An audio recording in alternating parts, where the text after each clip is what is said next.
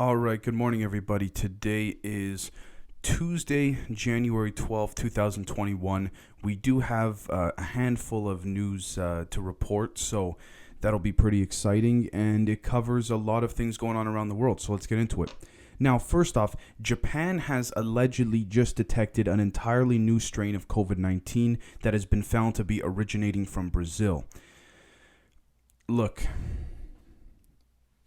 you know what? At this point, I hate to say it, but whatever. Like if we cannot affect it in our immediate lives, if we cannot change it or reverse the path, assuming it's legitimate and not another form of fear mongering, then what's the point in just kind of thinking about it and extrapolating on different interpretations of it? I don't think there's any point.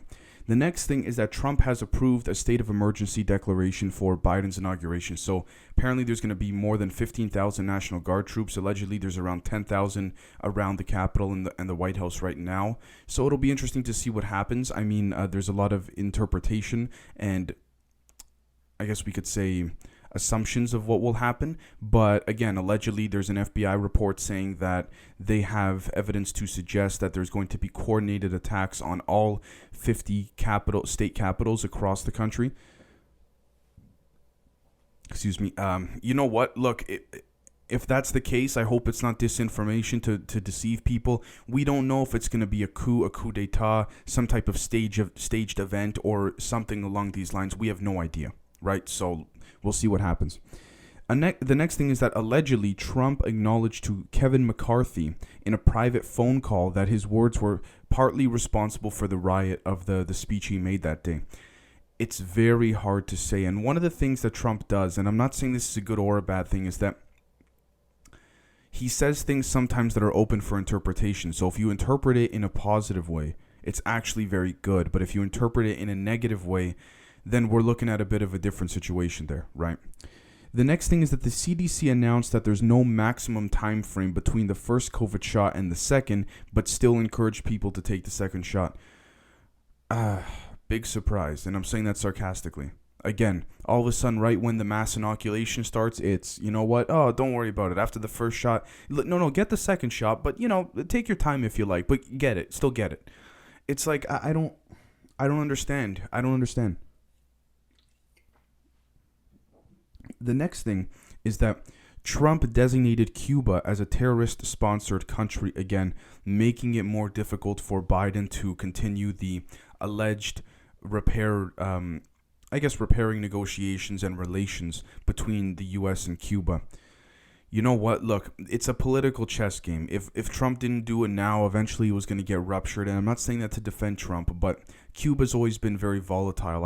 I know a lot of Cuban people, fantastic people, but in terms of the government of Cuba, it's hard to say. I don't know the specific politics and political climate at the moment of what's occurring there, so I don't want to comment any further on something that I don't know too much about. All I know is that it's been a volatile issue from the beginning, right? So the next thing is that Alaska Airlines started putting those at the Capitol or those who are clear Trump supporters on permanent ban from flying with their airline.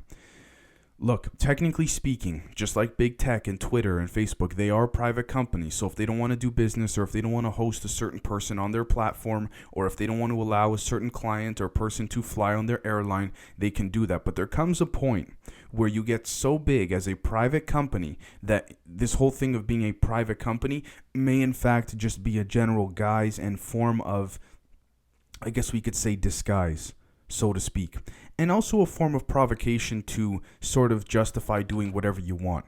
But I think the problem there is that when you look at Twitter, for example, are they a private company? Absolutely. So is Facebook. But there comes a point where pure, strict capitalism may not work, in the sense that you get so big that you become more than just a private company, whether you want to or not. You become the moral arbiter of a lot of what's going on in the discussion of things politically, socially, scientifically, economically, academically, everything. And that is the issue I take with that. And so when Elon Musk, for example, called a few months ago for Jeff Bezos to break up Amazon, I couldn't agree more. I mean, look, at the end of the day, in theory, yes, it's Jeff Bezos' company. He could do whatever he wants with it. So I totally understand the legal aspect. But there comes a point where you get so big as a company, it's like, come on. And I know that's probably a terrible legal argument to make, but you guys get what I'm saying. So anyways, the next thing is that Chad Wolf, the acting director of Homeland Security for over a year, just resigned, citing events of the past week as his reasoning. Look, some people look at it as rats leaving a sinking ship. Others look at it as the establishment has won and has taken over, and so therefore there's nothing to fight for anymore, so you might as well resign. It depends how you view it. There's always two ways to view this, and at the end of the day, it doesn't matter if you're conservative or a Republican or Democrat or liberal. The neocons, the ones that are, all about the establishment, the Nancy Pelosi's of the world, even the Mitch McConnells, I'll name, a couple on both sides, right? They're the ones that are stuck to old money, old power, and yes, do they know how to adapt? Sure, but they're not the ones that are really... They're not the ones resigning because they understand the way the process works. Therefore, that makes them automatically, by definition, a part of the establishment, right?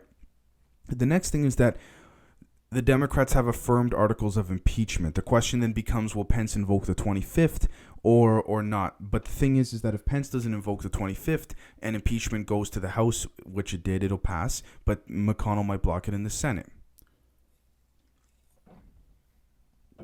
So it's very hard to say.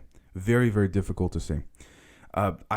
It's hard to see where McConnell stands on this. I mean, for example, Nancy Pelosi and Chuck Schumer allegedly called Mike Pence, and they claim that Mike Pence's assistant kept them on hold for about half an hour and then came onto the phone and said, the vice president will not take your call right now.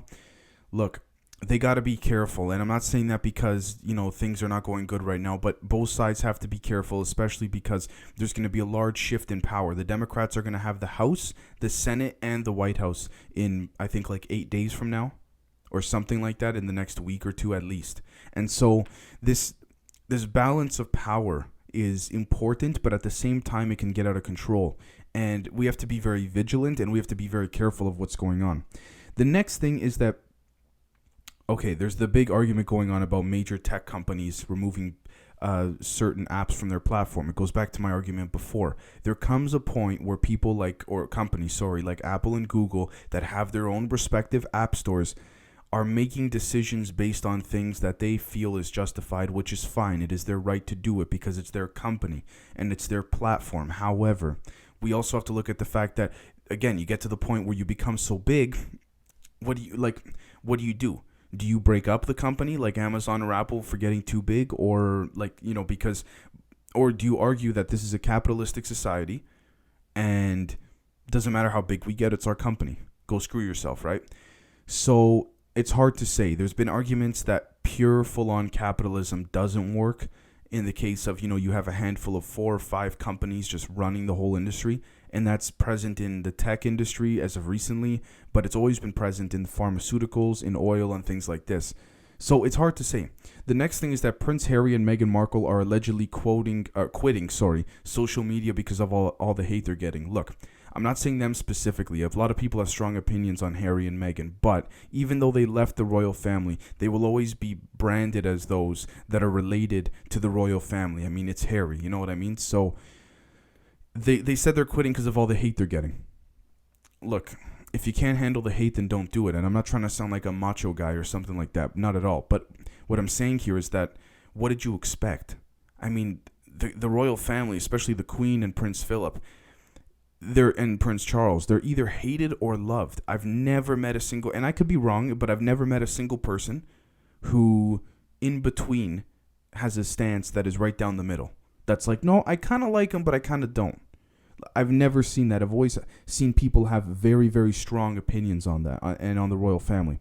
The next thing is that anonymous callers have begun calling Democrats and leaving anonymous voicemails saying that they're going to kill them and their family and uttering death threats and things like this. Now, look, I am not for violence regardless. It is the complete opposite of evolution. It is the complete opposite of due process, the complete opposite of anything even remotely reasonable or intellectual. I don't even want to use the word intellectual because violence is the complete opposite of that. It is the dissension into negativity. With that being said, I want to play devil's advocate here, but I say this very carefully because I don't advocate for violence. And I say but very carefully. If you are a public figure of any kind, expect death threats. It's as simple as that. Whether you're someone who's a I don't know, like a YouTuber, or whether you're a politician or a celebrity, expect death threats. And maybe they might say, well, we've never gotten it before. Yeah, but you know what? The world isn't in the situation it's ever been. It's has never been in this type of situation before. So again, uncalled times called for uncalled measures or responses or things like this. I'm not by any means justifying the phone calls with death threats. I completely condone it. I think it's absolutely cowardice and it's terrible for people to leave voice messages like this. However, at the same time, when you're a public figure, expect that to happen, expect that to come in. There's a reason why politicians, especially at the higher levels, have such tight security, whether it's, in the cyber world or physically when they go out, when they have, Secret Service agents around them or bodyguards or things like this, right? Or even dogs in some cases, like those huge dogs they have. So yeah. The next thing is that 2 gorillas at the San Diego Zoo in California allegedly caught COVID. This is the first known case where apes caught it. Now, here's the thing. I am not a scientist or a biologist by any means, or geneticist or anything of the sort. However, I do believe, if I can remember correctly, humans and apes share 98%, our DNA, we share 98% of it, or 97% of it with apes. So, there's a probable chance mathematically that they'll be able to catch it as well if their respiratory system functions in a similar way and things like this, right? Their breathing apparatus inside of their body functions in that same way as well. It's very possible. Very, very possible. So, look, when we share 97 or 98% of their DNA, of our DNA with them, or vice versa, depending who you ask, depending where we came from and things like this, I would expect that to happen. Not going to lie, I would expect that to happen. So I would cover more news around the world, but essentially everything is focused on either COVID or what's going on with the Washington riot, right? And rightfully so. I understand that, whether it's being covered on both sides in different objective views and perspective. But anyways, not the longest episode in the world, but again, just trying to report what I find to be significant, and I don't want to sit here and regurgitate myself. So I hope to deliver information to you guys in a way that's much more informative and quicker than the news ever, or the traditional form of news ever does. So thank you so much, guys, for watching, and we will catch you guys either this afternoon for the traditional episode or tomorrow. Cheers.